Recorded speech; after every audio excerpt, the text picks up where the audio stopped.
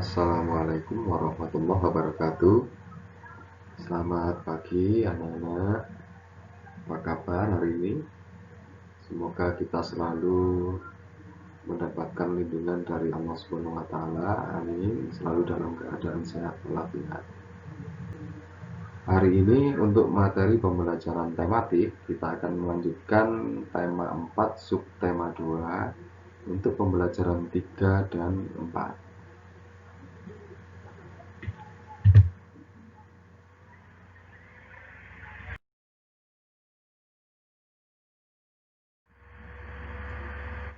Adapun untuk tujuan pembelajaran pada materi pembelajaran pada hari ini diantaranya adalah yang pertama, peserta didik diharapkan mampu menjelaskan cara menghemat listrik. Kemudian yang kedua, peserta didik mampu mengidentifikasi struktur kalimat efektif dan informasi penting pada suatu teks eksplanasi. Kemudian yang ketiga yaitu peserta didik diharapkan mampu menjelaskan sikap pantang menyerah dalam keberagaman ekonomi. Jadi hari ini kita gabung untuk pembelajaran 3 dan 4. Adapun tujuan pembelajaran yang harus anak-anak kuasai yaitu 3 hal pokok ini.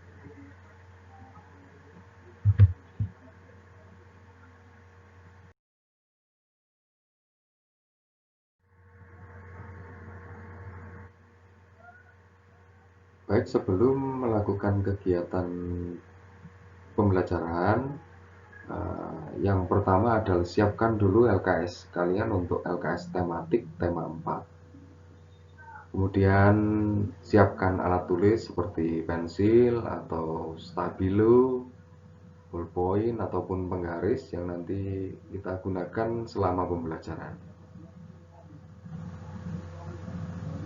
Jika sudah, kemudian silakan dibuka pada halaman 51 tentang cara menghemat listrik. Nah, di halaman 51 tersebut sudah disediakan satu bacaan teks IPA tentang cara menghemat listrik. Kita ambil poin-poin pentingnya saja ya anak-anak.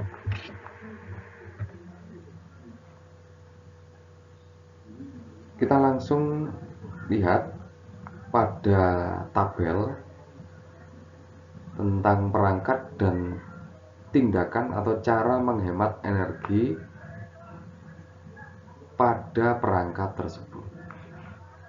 Yang pertama yaitu tentang lampu penerangan. Lampu penerangan itu ya lampu yang biasa ada di bagian ruangan di setiap rumah, entah itu di ruang tamu, kemudian di kamar tidur, kamar mandi, kemudian teras ataupun dapur. Tentunya setiap ruangan di rumah kita selalu ada lampu penerangan. Nah, adapun untuk cara menghemat energi pada lampu penerangan, yang pertama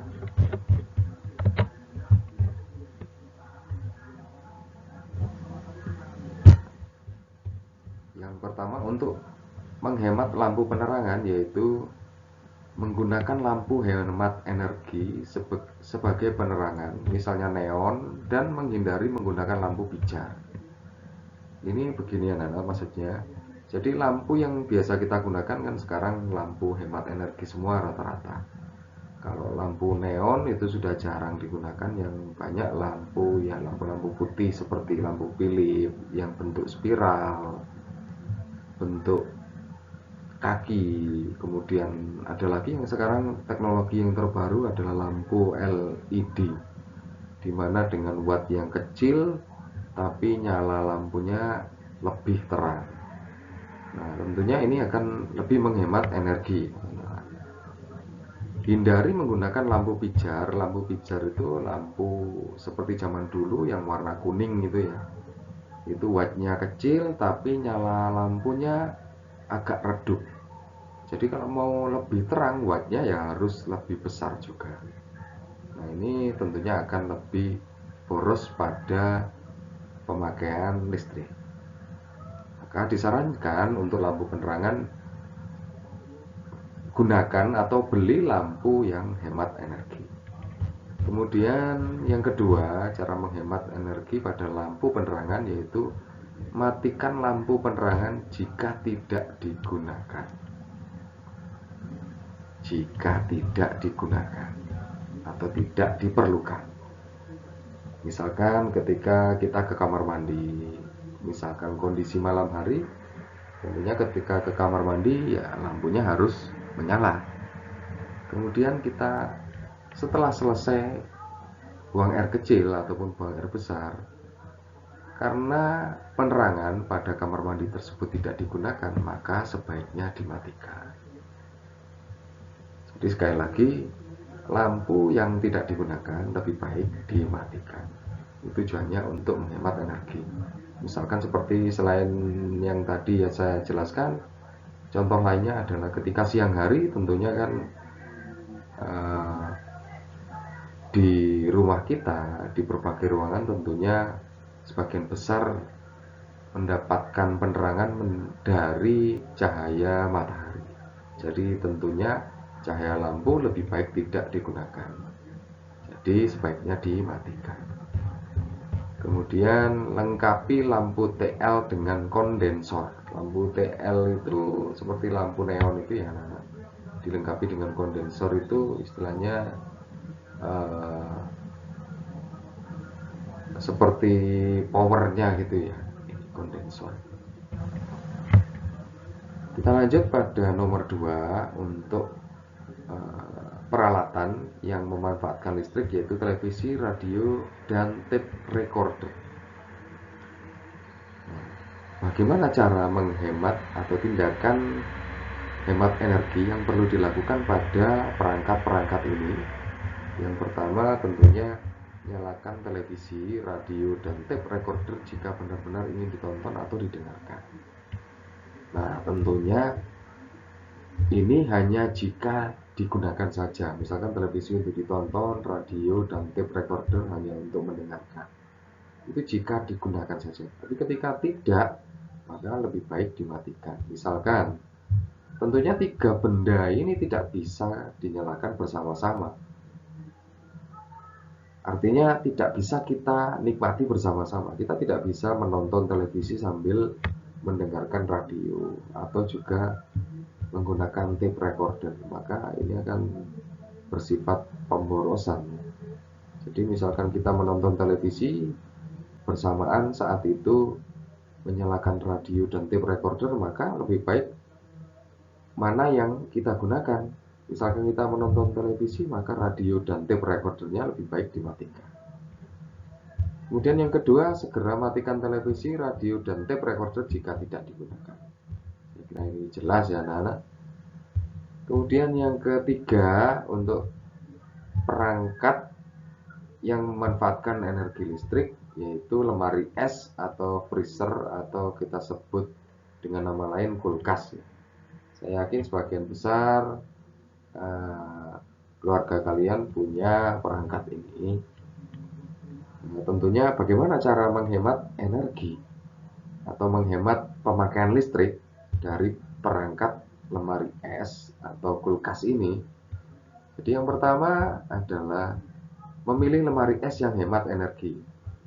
Artinya ini ketika kita membeli lemari es atau kulkas, tentunya sebelum kita putuskan mana yang sebaiknya kita beli, entah itu dari merek atau dari harganya, sebelum itu adalah tentukan dulu apakah kulkas tersebut kuat dengan daya di rumah yang kita miliki, tentunya itu.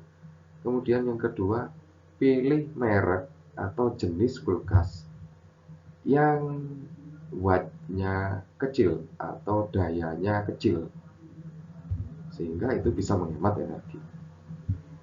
Kemudian yang kedua, tidak memasukkan makanan atau minuman yang masih panas ke dalam lemari es karena akan menguras listrik. Ini jelas ya. Dan ini pun dalam aturan jenis makanan yang dimasukkan dalam kulkas ini jelas tidak boleh dan ini dilarang.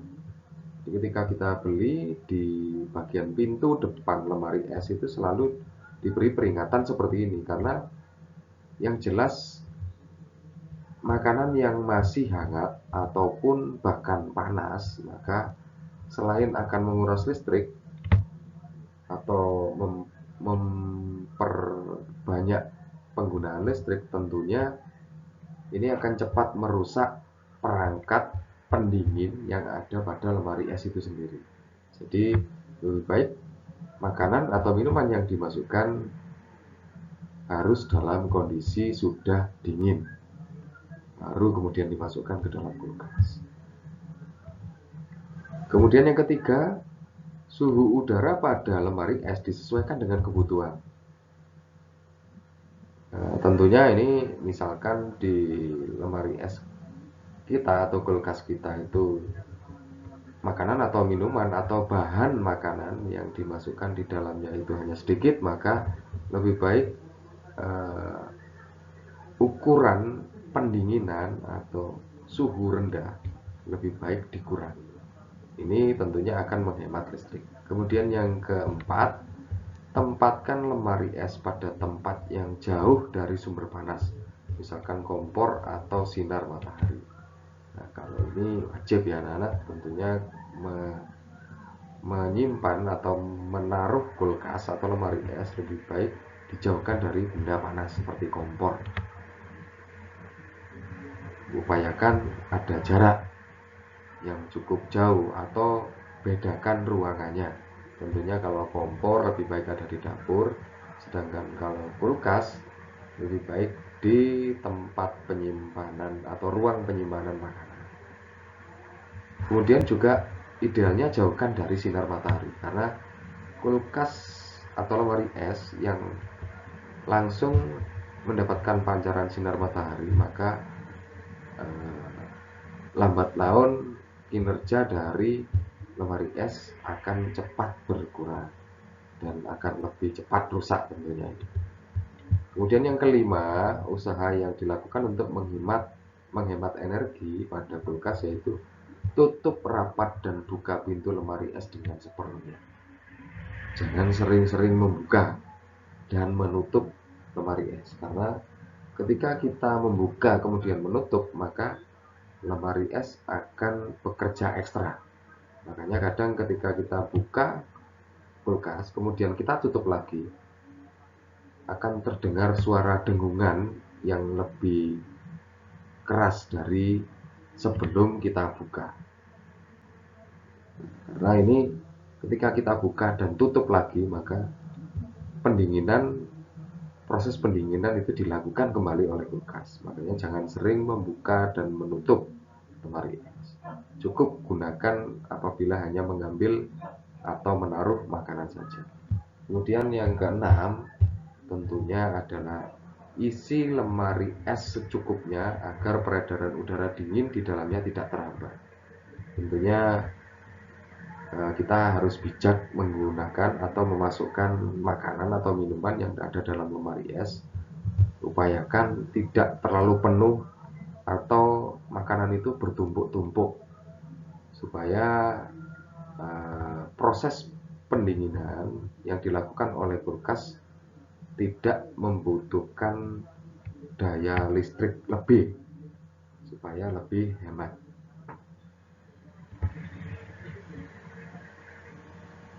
Kita lanjut,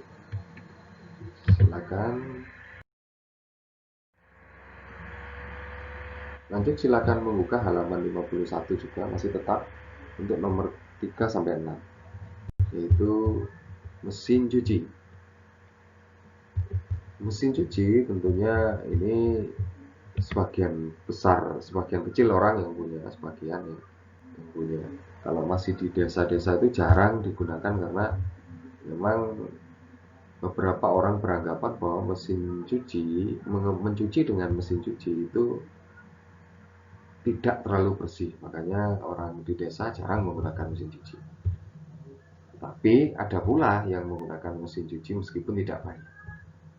Nah, tentunya bagaimana cara menghematnya? Ya, gunakan mesin cuci dengan jumlah cucian sesuai dengan kapasitas mesinnya. Misalkan kapasitasnya 12 kilo, ya jangan lebih. Jangan lebih dari itu. Kalau lebih, maka kinerja dari mesin cuci itu akan ekstra. Ketika kinerja mesin cucinya ekstra, maka pemakaian listriknya juga besar. Nah, tentunya harus menyesuaikan dengan daya tampung atau kapasitas mesin cuci itu sendiri. Akan tetapi jangan sering-sering juga. Misalkan kalian punya mesin cuci, baju baru ganti, yang kotor itu celana sama baju atasan saja, hanya satu setel istilahnya, kemudian mesin cuci, nanti sore satu setel di mesin cuci lagi, ya maka pemakaian listriknya juga boros. Maka sebaiknya penggunaan mesin cuci untuk menghemat, tunggu hingga banyak. Maksudnya pakaiannya ditunggu hingga banyak dulu, pakaian yang kotor, tapi tidak melebihi dari kapasitas ini tadi, ya. Jadi tunggu banyak dulu, tidak melebihi kapasitas, baru menggunakan mesin cuci. Kemudian yang keempat, untuk jenis barang yang memanfaatkan energi listrik, yaitu pendingin ruangan atau AC. Ini tentunya untuk di desa saja hampir tidak menggunakan AC ini, kecuali untuk lembaga-lembaga masyarakat seperti sekolah, kemudian kecamatan, kantor desa. Nah, tapi tentunya lokasinya di tempat yang panas atau semi perkotaan, karena memang suhu udaranya panas. Kalau di desa yang udaranya sejuk, pendingin ruangan ini jarang digunakan. Tapi lalu bagaimana jika kita menggunakan pendingin ruangan? Bagaimana cara menghematnya? Yang pertama, makin rendah suhu ruangan yang diinginkan, maka makin banyak energi listrik yang diperlukan. Artinya, misalkan kondisi udara panas, kemudian AC kita besarkan, maka pemakaian listriknya juga besar. Nah, ini tentunya lalu bagaimana cara menghemat? Ya, nanti misalkan suhu udara sudah turun, maka ya lebih baik AC-nya diturunkan. Jadi pemakaian listriknya pun akan berkurang. Atau bisa juga dengan membeli AC kemudian disetting secara otomatis. Artinya secara otomatis itu AC akan bekerja dengan sendirinya menyesuaikan suhu ruangan. Ketika suhu ruangan panas, maka AC akan naik atau temperaturnya diturunkan. Nanti ketika suhu ruangan sudah mulai menyesuaikan, maka posisi suhu, temperatur suhunya nanti akan menyesuaikan juga, maka pemakaian listrik bisa sesuai. Kemudian yang kedua, atur suhu ruangan sesuai keperluan saja. Kemudian yang ketiga, matikan AC jika ruangan sudah tidak digunakan. Misalkan kita punya AC di rumah, di ruang tamu misalkan, ketika kita bepergian lebih baik AC-nya itu dimatikan, jangan terus-menerus dinyalakan. Maka ketika terus-menerus dinyalakan, pemakaian listriknya pun juga akan semakin banyak. Kemudian benda berikutnya yaitu kompor, penanak nasi, dan oven listrik. Nah, ini tentunya cara menghematnya adalah buat rencana langkah-langkah memasak yang akan dibuat agar waktu menyalakan peralatan tersebut seminimal mungkin. Artinya misalkan kita memasak menggunakan kompor listrik, misalkan, ini tentunya kan berhubungan dengan listrik, ya. Kompornya ini berhubungan dengan listrik. Maka ya misalkan kita akan memasak menggunakan kompor, lebih baik bahan-bahan yang akan kita gunakan itu sebaiknya sudah tersedia. Jadi tidak butuh waktu lama untuk masak. Kemudian juga penanak nasi juga sama. Ada sebagian orang yang memilih waktu agar penanakan nasi itu lebih cepat, yaitu dengan mencampur beras dengan air yang sudah mendidih, supaya proses penanakan nasi itu lebih cepat. Ada juga yang berpendapat seperti itu. Kemudian juga sama oven listrik juga sama. Jadi lebih baik buat rencana langkah-langkah memasak yang dibuat, siapkan dulu alat dan bahan yang dimanfaatkan supaya waktu pemakaian untuk benda-benda pada nomor 5 ini juga lebih efisien.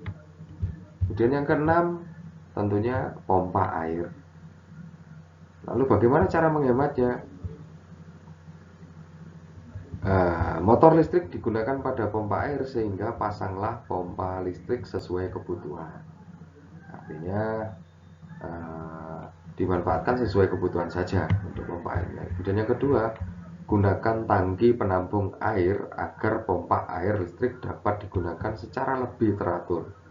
Artinya ketika kita menggunakan pompa air itu misalkan tanpa penampung air atau tandon, maka setiap kita mau menggunakan air misalkan untuk mandi, maka kita harus menyalakan pompa air. Misalkan mandinya 3 kali, maka ya kita menyalakan sebanyak 3 kali. Lalu bagaimana kalau di rumah kita itu ada 5 orang?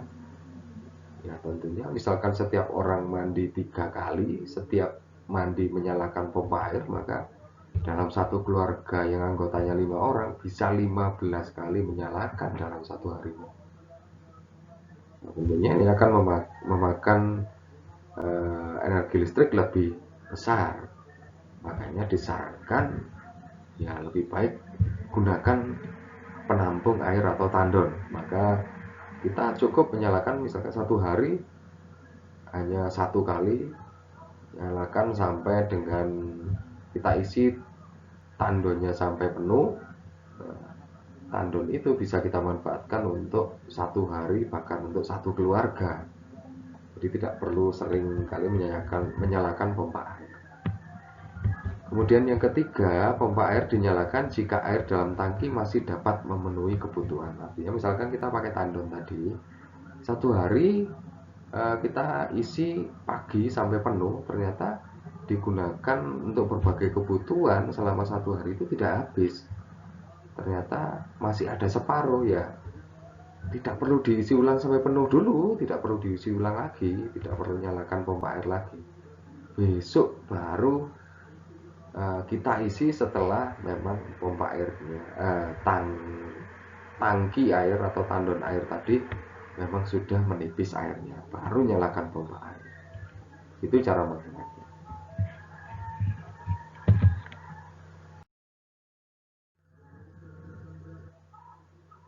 Kemudian silakan dibuka di halaman 52, itu lanjutan dari yang tadi, yaitu ada nomor 7 dan nomor 10. Yang nomor 7 setrika listrik. Nah, tentunya ini bagaimana cara menghematnya adalah setrika listrik saat ini telah dilengkapi dengan alat menghidupkan dan mematikan aliran listrik secara otomatis, sehingga penggunaan listrik menjadi terkendali saat menyetrika. Artinya ini dengan kata lain kita disarankan untuk membeli setrika yang model saat ini. Artinya model saat ini itu secara otomatis setrika itu bisa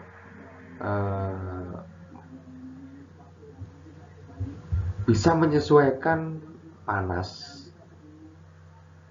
sesuai dengan jenis kain yang disetrika, sehingga misalkan kainnya agak tebal seperti kain jeans, tentunya kan listriknya harus maksimal. Lalu bagaimana kalau nanti kainnya kain katun misalkan? Tentunya kalau panas maksimal, maka selain kain rusak, maka pemakaian listriknya kan juga besar. Nah, dengan adanya setrika yang bersifat otomatis ini, maka dia akan bisa menyesuaikan seberapa panas untuk jenis kain jeans, seberapa panas untuk jenis kain yang lain. Jadi begitu. Untuk yang kedua, hemat listrik dilakukan dengan mengatur panas yang sesuai dengan kebutuhan jenis pakaian, sehingga penggunaan listrik menjadi berkurang. Nah, seperti yang saya sampaikan tadi ya. Nah, untuk yang kedua ini ada jenis setrika juga otomatis, tapi dilengkapi dengan pengaturan panas. Misalkan kita butuh panas maksimal, ya kita putar ke arah yang panas maksimal. Misalkan kain tipis, nah tentunya kan panasnya harus rendah. Nah itu kita putar lagi ke arah yang lebih rendah. Kemudian yang nomor 8, kipas angin. Lalu bagaimana cara menghemat? Yang pertama, buka ventilasi atau jendela rumah untuk memperlancar udara agar masuk ke dalam rumah. Artinya, misalkan pada siang hari, tentunya udara bisa masuk ke dalam rumah, maka lebih baik jendela dibuka untuk pergantian udara. Kemudian lebih baik kipas anginnya dimatikan kalau memang kita biasa menyalakan kipas angin. Kemudian yang kedua, pilihlah kipas angin yang sudah dilengkapi dengan pengatur waktu atau aturlah pengatur waktu tersebut sesuai kebutuhan. Artinya misalkan kipas tersebut bisa diatur nyala dalam 1 jam misalkan, maka 1 jam setelah dia nyala dia akan mati sendiri. Kemudian yang ketiga, atur kecepatan kipas angin sesuai kebutuhan. Semakin cepat putaran kipas, maka listrik yang digunakan semakin besar.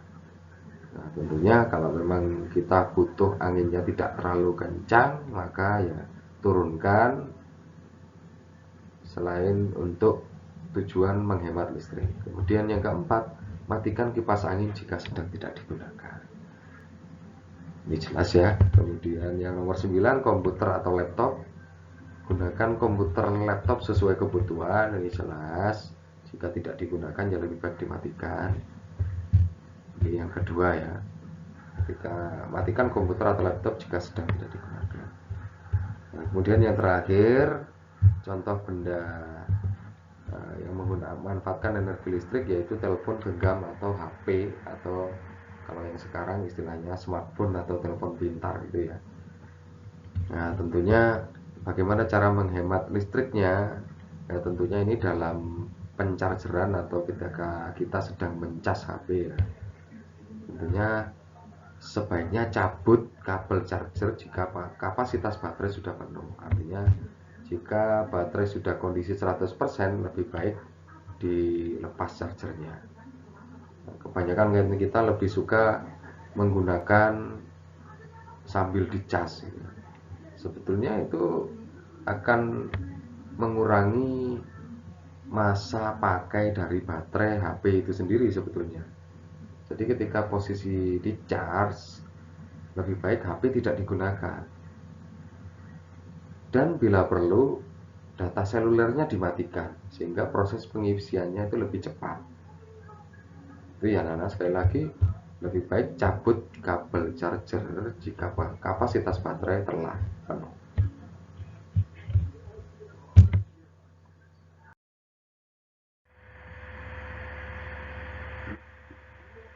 Kita lanjut anak-anak untuk halaman 52, silakan dilihat pada LKS masing-masing. Untuk eksplorasi materi bahasa Indonesia ya, kita akan lanjut membahas materi teks eksplanasi. Sebelum lebih jauh tentang teks eksplanasi ini, disediakan bacaan tentang pentingnya menghemat listrik. Tentunya kalau kita bahas bersama, pemakaian listrik itu kan untuk sekarang ini itu sudah menjadi kebutuhan pokok buat kita. Kita akan kesulitan atau istilahnya akan merasa tidak nyaman ketika terjadi mati lampu atau pemadaman listrik. Kita sering kali bingung, terutama pada malam hari. Maka dari itu bisa dikatakan bahwa listrik ini menjadi sesuatu hal atau kebutuhan yang sangat pokok dalam kehidupan kita, terutama untuk melaksanakan aktivitas sehari-hari. Tentunya kita paham bahwa hampir semua peralatan perlengkapan di rumah kita itu memanfaatkan listrik. Ambil contoh saja handphone atau HP, telepon kalian, HP kalian, telepon pintar kalian, kemudian televisi, kemudian AC atau kalau mungkin tidak ada AC, kipas angin misalkan, kemudian bisa juga setrika, kemudian kompor listrik kalau ada misalkan, ataupun juga lemari es atau kulkas, kemudian penanak nasi yang biasa kita sebut magicom itu ya. Semua benda-benda tersebut membutuhkan energi listrik untuk bisa digunakan. Ini menunjukkan bahwa kita sangat bergantung sekali pada energi listrik. Tentunya setiap orang pasti menggunakan energi listrik. Tentunya pemakaian energi listrik ini sangat besar sekali, di mana ketersediaan energi listrik sendiri makin terbatas dan penggunanya juga makin bertambah dari hari ke hari.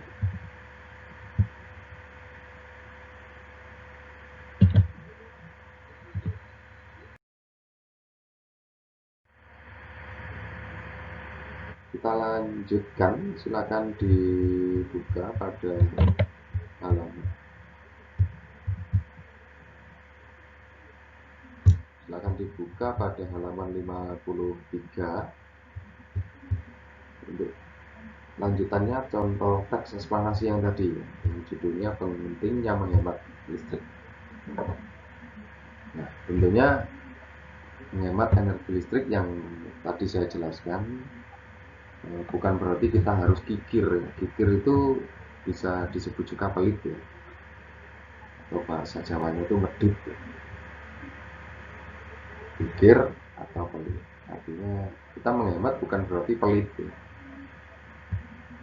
Akan tetapi menggunakan energi listrik yang ada dengan sebaik mungkin, dengan sebijak mungkin, kapanpun dan dimanapun kita berada. Nah, tentunya ini lalu bagaimana cara kita bisa menghemat energi listrik? Lalu di pembahasan materi IPA tadi kan disebutkan untuk perangkat ini cara menghematnya begini, perangkat ini cara menghematnya begini. Lalu bagaimana dengan secara umum, apa yang perlu kita lakukan untuk menghemat energi listrik? Nah, beberapa cara yang dapat dilakukan untuk menghemat energi listrik, yaitu ditandai ya. Bila perlu di LKS kalian, LKS masing-masing silakan ditandai dengan stabilo atau dengan pensil ataupun dengan ballpoint. Seperti ini misalkan stabilo atau pakai ballpoint, beri garis bawah. Kemudian ini di kotak saja ya, atau stabilo semuanya juga boleh. Baik, kita lanjutkan. Beberapa cara yang dapat kita lakukan untuk menghemat energi listrik yaitu sebagai berikut. Yang pertama, menggunakan lampu hemat listrik. Tadi sudah dijelaskan ya. Sebaiknya menggunakan lampu LED.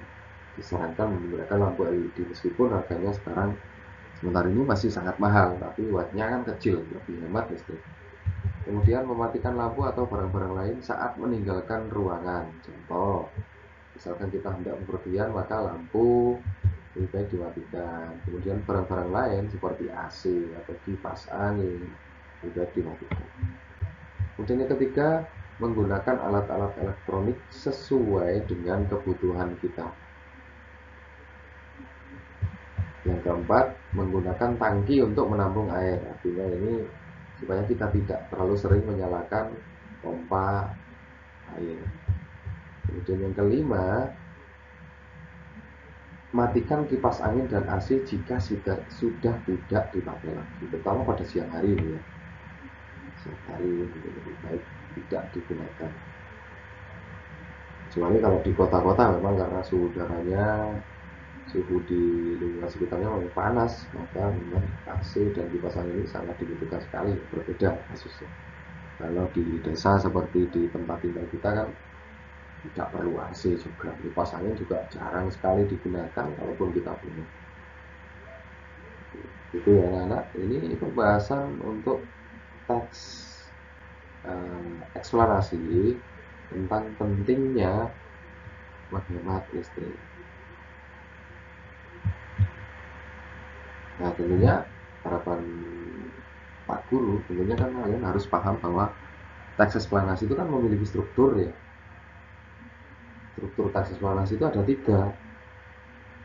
Kalau kita ingat-ingat lagi, yang pertama itu pernyataan umum, artinya pembahasan awal atau pengetahuan umum tentang tema yang akan dibahas. Kemudian yang kedua, deretan penjelas, artinya itu isi dari teks itu sendiri, artinya pesan atau tema utama atau topik yang dibahas itu berada pada struktur deretan penjelas.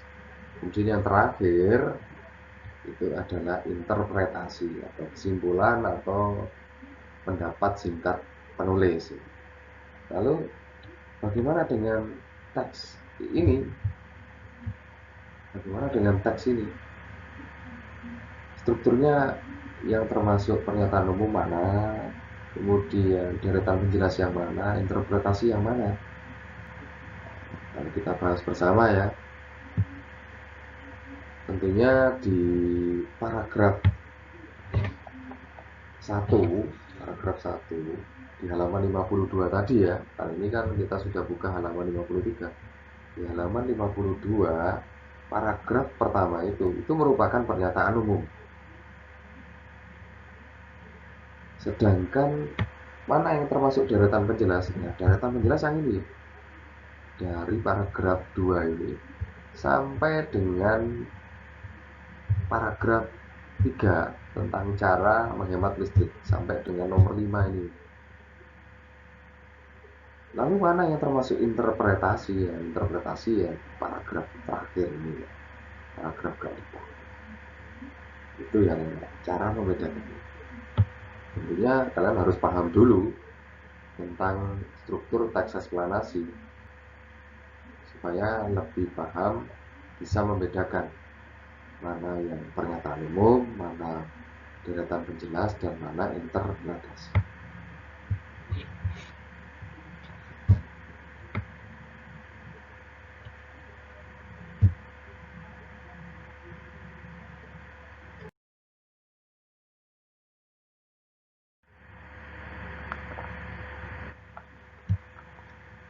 Baik, kita lanjut, silakan dibuka halaman 54. Ini sesuai dengan apa yang saya sampaikan kemarin. Tugas kalian adalah menyelesaikan latihan-latihan soal yang ada pada pembelajaran 3 dan 4. Nah, hari ini kita akan bahas bersama.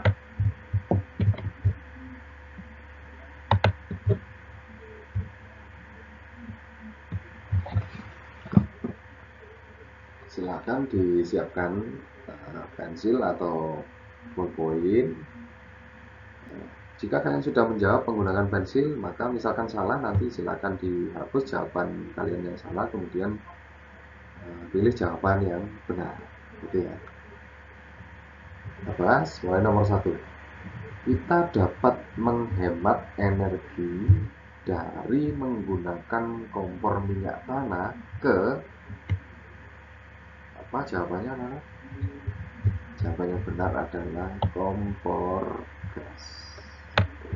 Ini yang A ya. Kalau dulu memang sebelum ada kompor gas itu kompor minyak tanah. Nah, tentunya pemerintah melakukan upaya penghematan energi. Minyak tanah itu kan minyak bumi itu. Tentunya kalau dipakai terus lama-kelamaan nanti habis. Lalu bagaimana?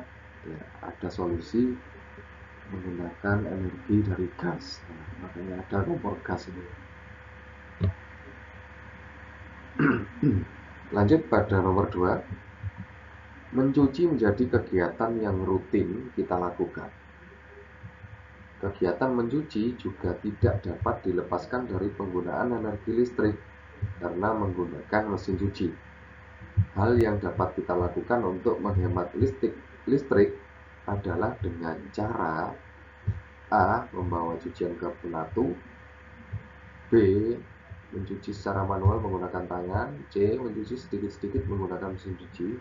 D. Baju digunakan beberapa kali agar cucian tidak menumpuk.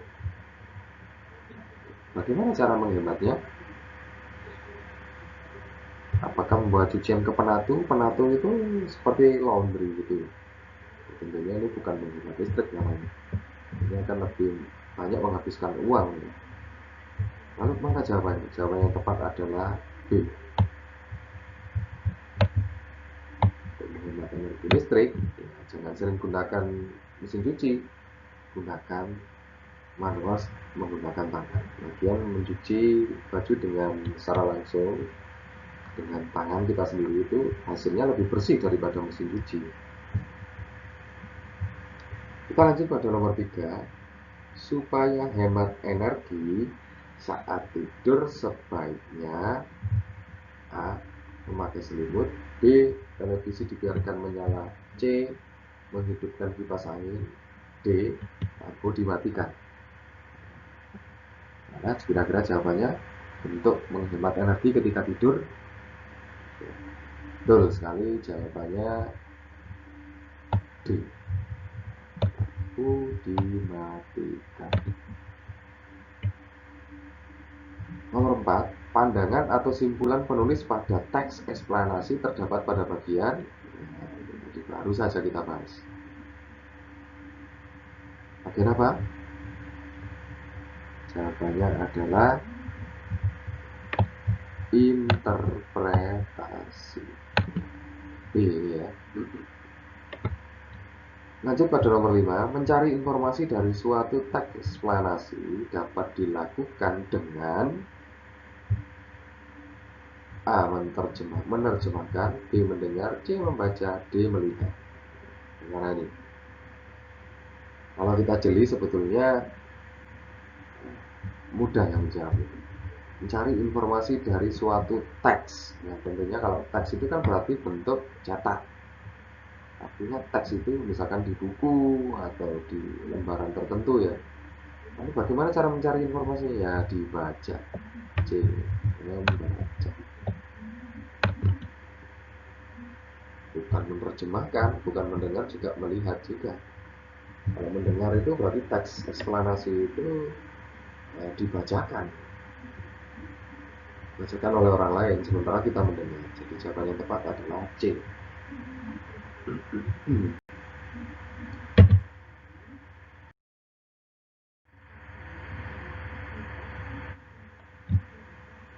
Lanjut untuk pembahasan soal halaman 54 untuk yang bagian kedua atau Romawi 2, yaitu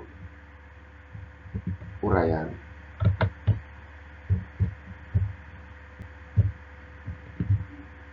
Oke, kita bahas nomor 1. Hampir semua kegiatan manusia di era globalisasi ini membutuhkan energi. Apa jawabannya ini? Jawabannya adalah energi listrik. Saya yakin ini semuanya benar ya. Kalaupun ada yang salah silakan dihapus jawabannya, kemudian dibetulkan. Nomor 2. Pemanfaatan listrik secara bijak di rumah sangat diperlukan untuk apa jawabannya? Menjaga keseimbangan kehidupan di itu jawabannya ya. Silakan dibetulkan kalau jawaban kalian salah. Lanjut nomor 3. Dampak dari pemborosan energi sebenarnya sudah kita rasakan dengan meningkatnya, jawaban yang benar, suhu global atau istilahnya panas bumi secara menyeluruh ya. Kalau kita semakin boros energi, maka suhu udara akan semakin lama akan terasa semakin panas, semakin meningkat. Makanya kita yang hidup di desa sendiri, udara yang kita rasakan di lingkungan sekitar kita itu juga sudah semakin panas, berbeda dengan zaman dulu ya. Ini akibat salah satunya pemborosan energi, tidak hanya energi listrik saja ya. Lanjut nomor 4. Kikir sinonim dari. Sinonim itu padan kata atau kata yang memiliki arti yang sama dengan kata kikir. Apa tadi sudah dibahas pada bacaan. Sinonim dari kata kikir adalah pelit. Kemudian nomor 5, pada teks eksplanasi memiliki kebahasaan yang unik dan apa jawabannya? Khas. Unik dan khas. Oke. Kalau ada jawaban yang salah, silakan dibetulkan.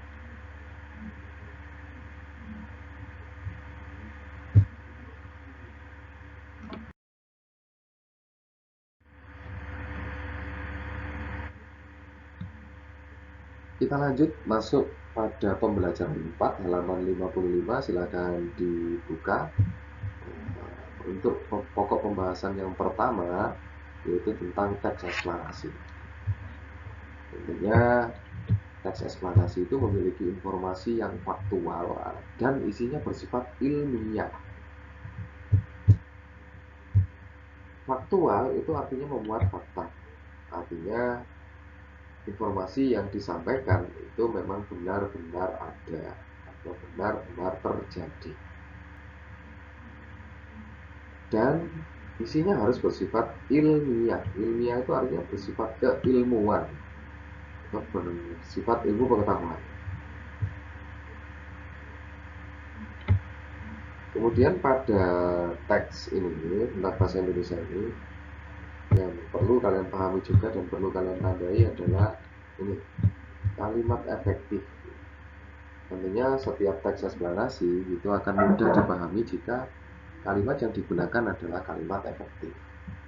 Nah, apa itu kalimat efektif? Kalimat efektif adalah kalimat yang sesuai dengan aturan dan kaidah bahasa Indonesia dari ejaan, tanda baca, dan kosakata agar mudah dimengerti oleh pembaca.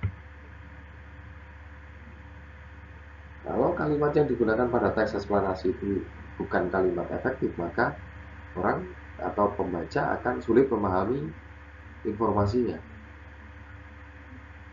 Jadi teks eksplanasi itu wajib menggunakan kalimat efektif supaya mudah dipahami ya oleh pembaca. Lanjut, ini mohon ditandai ya, yang garis bawah ini di LKS masing-masing silakan ditandai. Kemudian yang lebih penting lagi, tidak kalah pentingnya, yaitu syarat dari kalimat efektif. Silakan ditandai juga. Dimana yang pertama mudah dipahami oleh pendengar atau pembacanya. Kemudian tidak menimbulkan kesalahan dalam menafsirkan maksud sang penulis. Kemudian yang ketiga, menyampaikan pemikiran penulis pada pembaca atau pendengarnya dengan tepat. Dan yang keempat, sistematis dan tidak bertele-tele.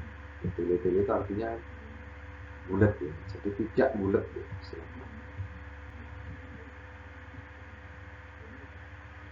Nah, setelah ini akan disediakan sebuah teks eksplanasi masih pada halaman yang sama. Silakan dibuka dulu.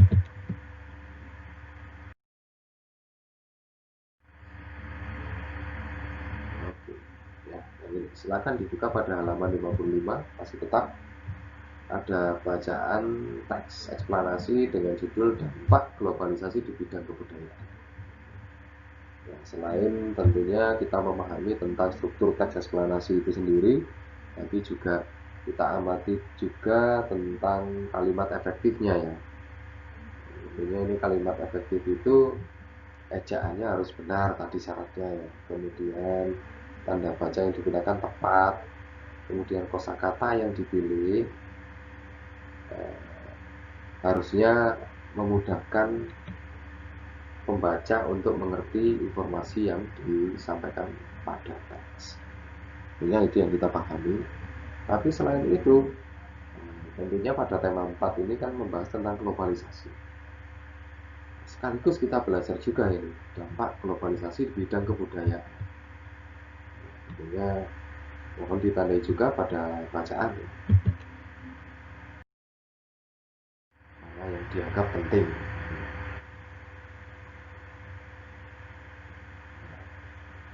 Tentunya tadi untuk teksnya, judulnya kan dampak globalisasi di bidang kebudayaan. Kita ambil poin pentingnya saja.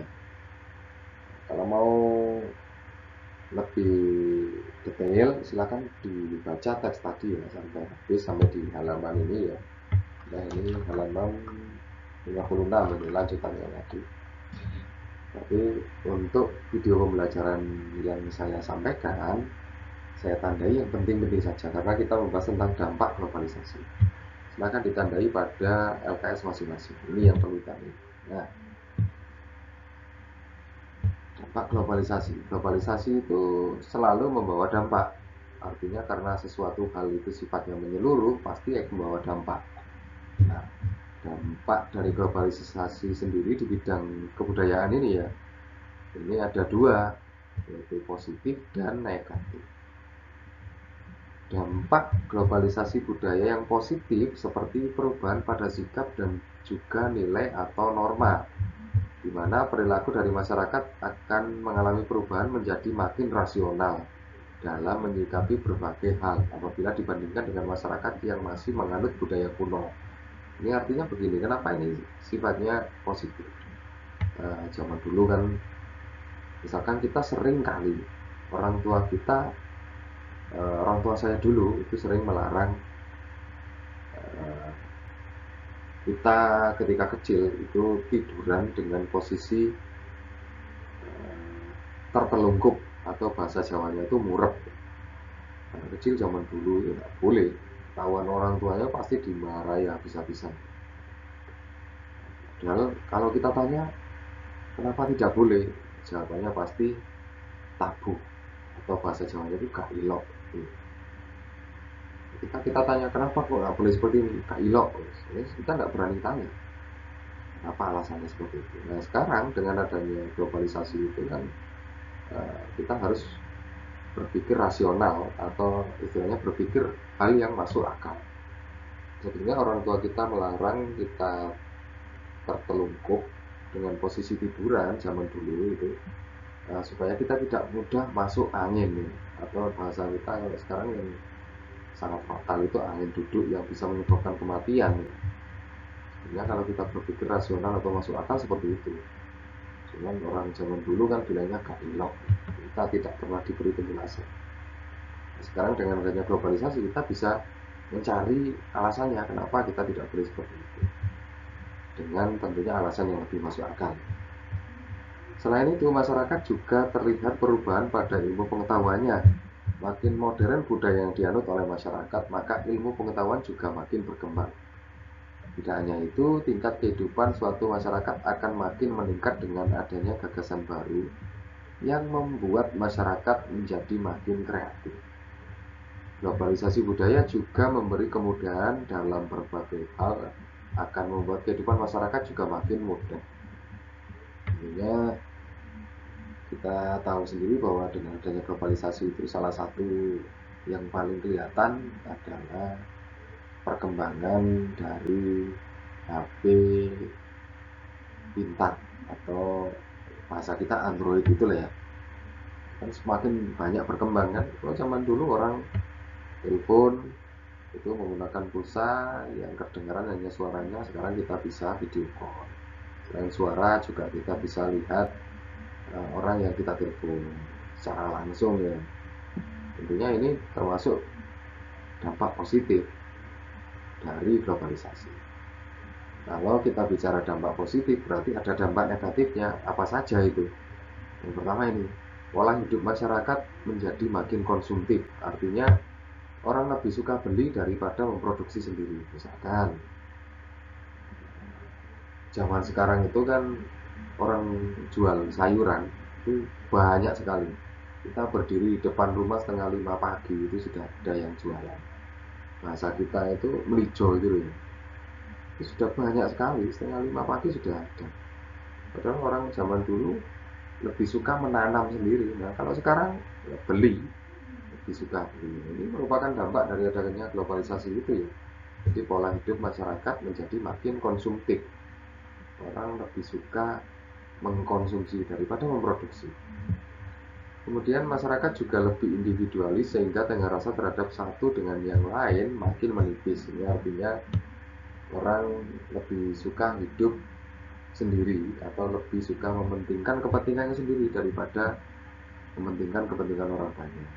Tentunya kalau di kota ini kentara sekali. Kalau di desa kan masih ada kegiatan kerja bakti, kemudian tetangga kesusahan kita membantu, tetangga membangun rumah kita membantu. Kalau di kota sudah tidak ada. Jangankan jangankan tetangga yang agak jauh, tetangga dekat saja kalau masyarakat kota kadang tidak saling mengenal. Kemudian berikutnya, hal yang lebih jelas dari dampak negatif globalisasi budaya adalah masyarakat yang makin mengikuti budaya barat. Ini contohnya ya, gaya berpakaian, gaya hidup. Tentunya bagi kita orang Timur atau orang Indonesia itu kan, orang Asia itu kan lebih dikenal dengan orang Timur. Nah tentunya budaya berpakaian itu sangat kentara sekali, semua bagian tubuh itu rata-rata tertutup. Sedangkan kalau budaya Barat, cara berpakaian mereka itu kadang sangat terbuka, pakaian serba ketat, serba mini. Ini tentunya budaya tersebut sekarang banyak sekali yang digunakan oleh masyarakat yang ada di Indonesia sendiri. Banyak yang meniru itu. Kemudian kayak rambut, misalkan buat garis, saguyonannya itu onok dan itu mo. Itu kan budaya Barat. Nah, sekarang orang Indonesia sudah banyak yang meniru. Kemudian hal yang lebih buruk lagi adalah kesenjangan sosial. Masyarakat yang mampu bersaing dengan kemajuan budaya serta teknologi akan mampu menghasilkan lebih banyak keuntungan, sedangkan masyarakat yang tertinggal akan semakin tertindas. Artinya, orang yang tidak mau mengikuti era globalisasi yang ditandai dengan perkembangan teknologi yang semakin pesat, kalau orang tersebut tidak mengikuti perkembangan yang sedang terjadi, maka akan semakin ketinggalan. Yang mau mengikuti perkembangan, ya dia akan cepat, dia akan lebih mudah mencari keuntungan. Nah, ini tidak, akan lebih tertindas lagi. Oke, untuk teks eksplanasi ini saya kira yang di bagian yang warna merah ini silakan ditandai ya, diberi kotak gitu saja ya. Kalau stabilo nanti terlalu banyak ya, stabilo kotak saja dengan stabilo tepinya. Kita lanjut.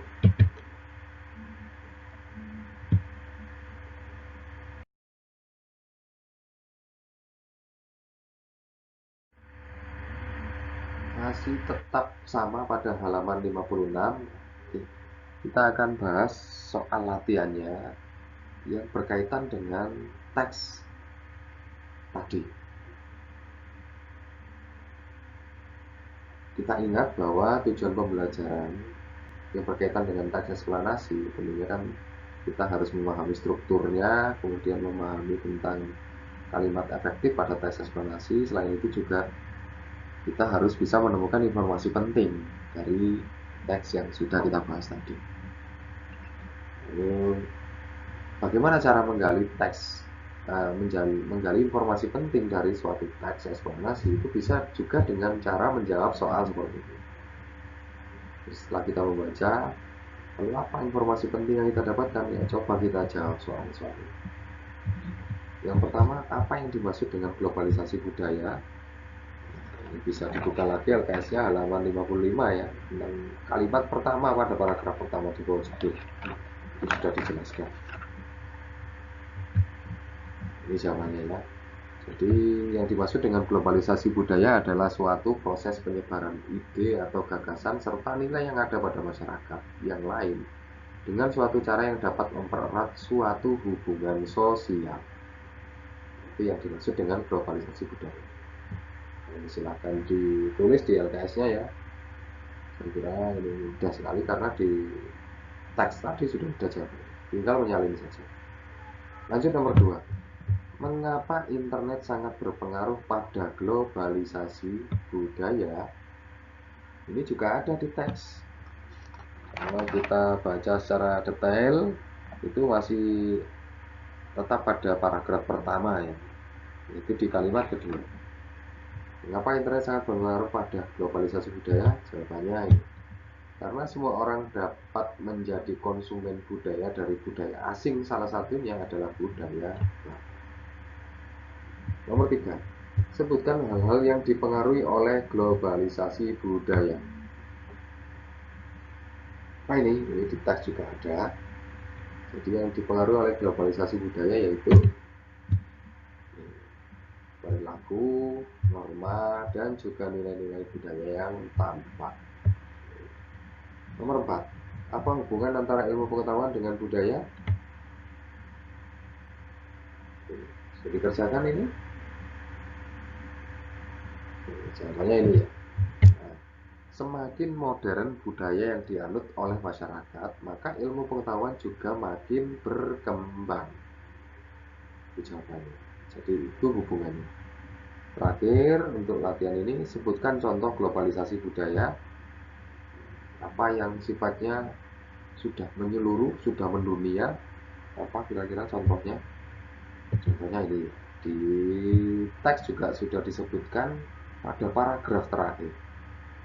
Jadi adanya gerai makanan barat yang banyak di Indonesia. Contoh seperti McD, kemudian Pizza Hut, kemudian Starbucks. Ini sudah tersebar di berbagai negara ya. Hampir semua negara ada ini. Secara global ini.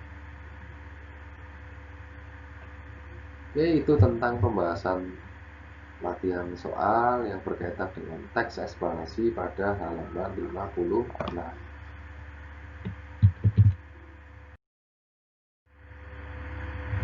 Kita lanjut pada halaman 57.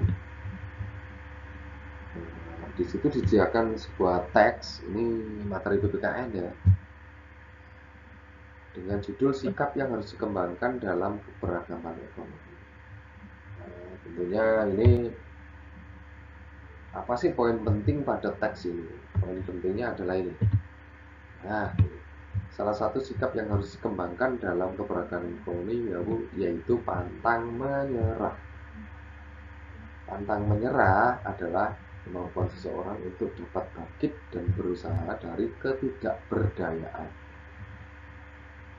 Hakikat sikap pantang menyerah itu sikap dan perilaku yang dilakukan seorang wirausaha dalam menjalankan usahanya dengan penuh semangat, tanpa putus asa, meskipun rintangan yang dihadapi penuh pengorbanan demi mencapai tujuan yang diharapkan, yaitu mendapat keuntungan. Itu arti dari sikap pantang menyerah. Ya, ini silakan ditandai ya, ini juga penting, kemungkinan besar pada soal-soal ulangan ini juga sering lagi, ini silakan ditandai. Saya kira untuk teks keberagaman ekonomi itu ya, jadi sikap yang harus dikembangkan, sikap pantang menyerah, kemudian mungkin yang lain bekerja keras, kemudian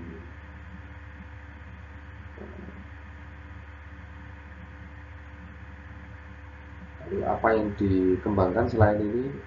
Tentunya keberagaman ekonomi. Ini kan kita hidup di masyarakat yang mata pencariannya berbeda-beda. Ada petani, ada peternak, ada polisi, ada tentara, ada dokter, ada bidan, ada pedagang. Tentunya kan macam-macam. Lalu bagaimana sikap yang dikembangkan selain sikap ini? Ya tentunya sikap toleransi atau saling menghormati dan menghargai, dan menganggap bahwa setiap jenis pekerjaan itu memegang peranan penting dalam pemenuhan kebutuhan. Oke, lanjut.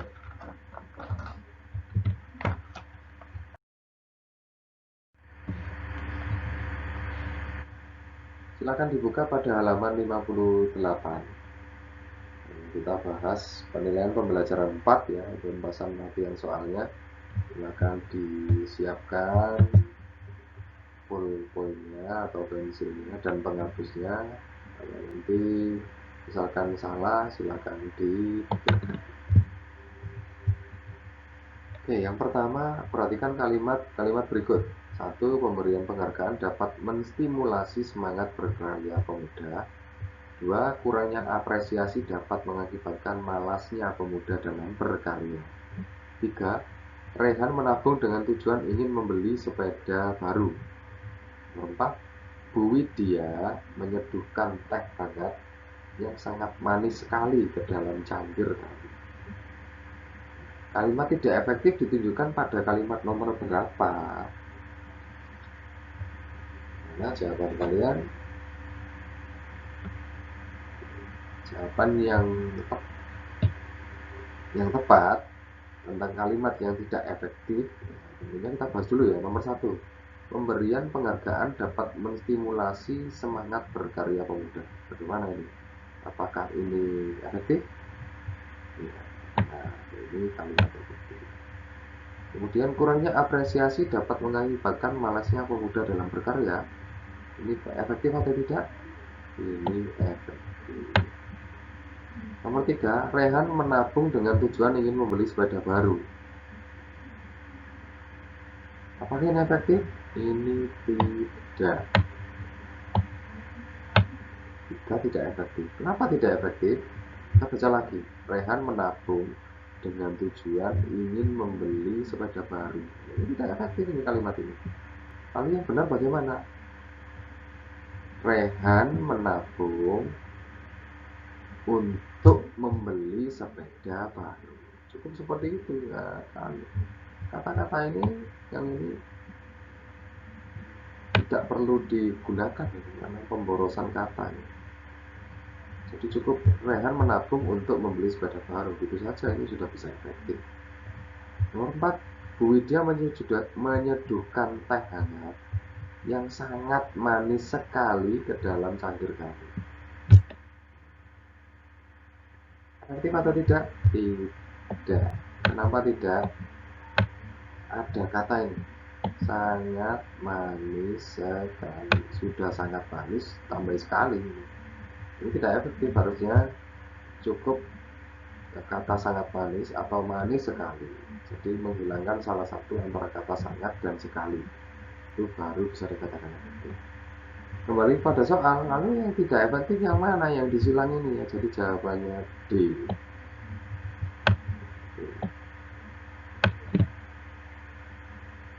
Nomor 2, urutan kalimat yang jelas menunjukkan sebuah kalimat telah memenuhi syarat. Titik. Apa jawabannya ini?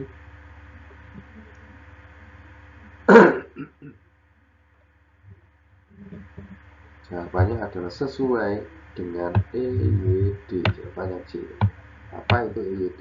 EYD itu singkatan dari ejaan yang disempurnakan. Lanjut nomor 3. Syarat dari kalimat efektif adalah A. Logis, indah, dan padu. B. Tepat, indah, dan padu. C. Sejajar, pas, dan indah. D. Logis, jelas, dan padu. Apa jawabannya? Jawabannya D. Ada juga ini. Lanjut nomor 4. Salah satu sikap yang perlu dikembangkan dalam menghadapi keanekaragaman ekonomi adalah, apa jawabannya? Jawabannya adalah A ya. Kalau pada bacaan teks sebelumnya tentang sikap yang harus dikembangkan tadi yang dibahas, selain bekerja keras, yang dibahas pada teks adalah pantang menyerah. Lanjut nomor 5.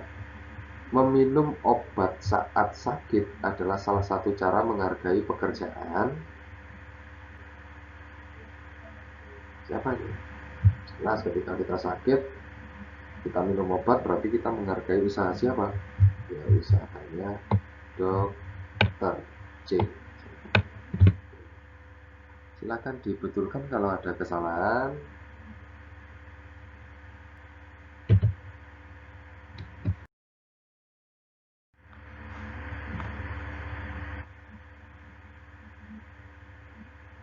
Baik, kita lanjut pada halaman 58, masih membahas tentang penilaian pembelajaran 4 untuk Romawi 2.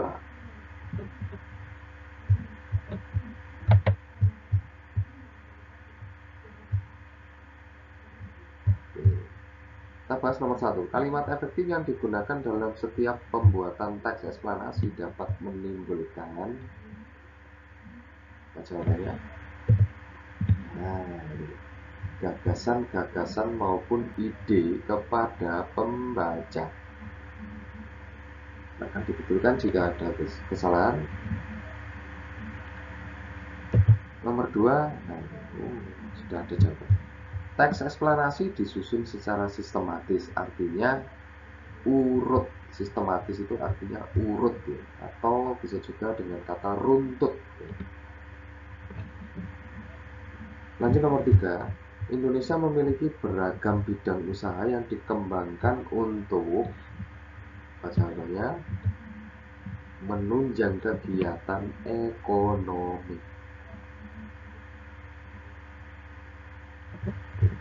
Nomor 4, selain bentuk geografis, keberagaman ekonomi di Indonesia juga dipengaruhi oleh jawabannya kebudayaan.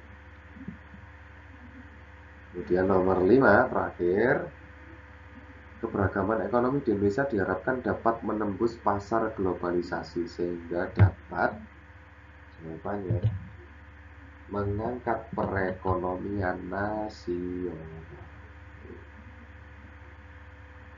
Ya baik, ini pembahasan untuk Romawi 2. Saya kira ini selesai untuk pembahasan pembelajaran 4.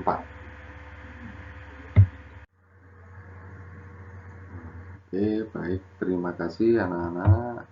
Ini pembelajaran untuk hari ini.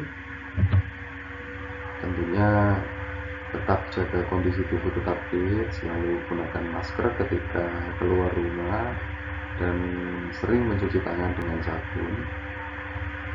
Ini merupakan cara yang paling efektif untuk memutus mata rantai penyebaran COVID-19. Dan kita tidak tahu virusnya ini seperti apa, warnanya bagaimana, bentuknya bagaimana, apakah di sekitar kita sudah ada orang yang sudah terinfeksi virus itu. Nah, tentunya untuk mengantisipasi itu ya, selalu kondisikan tubuh kita selalu dalam keadaan fit. Artinya fit itu imun tubuh kita kuat, sehingga misalkan ada penyakit kita tidak mudah tertular. Kemudian selalu gunakan masker dan sering mencuci tangan dengan sabun. Baik, begitu anak-anak pembelajaran kita hari ini. Sekali lagi, manfaatkan pembelajaran ini untuk memahami materi pembelajaran pada pembelajaran 3 dan 4 di subtema ini. Sementara sampai di sini dulu. Saya akhiri. Wassalamualaikum warahmatullahi wabarakatuh.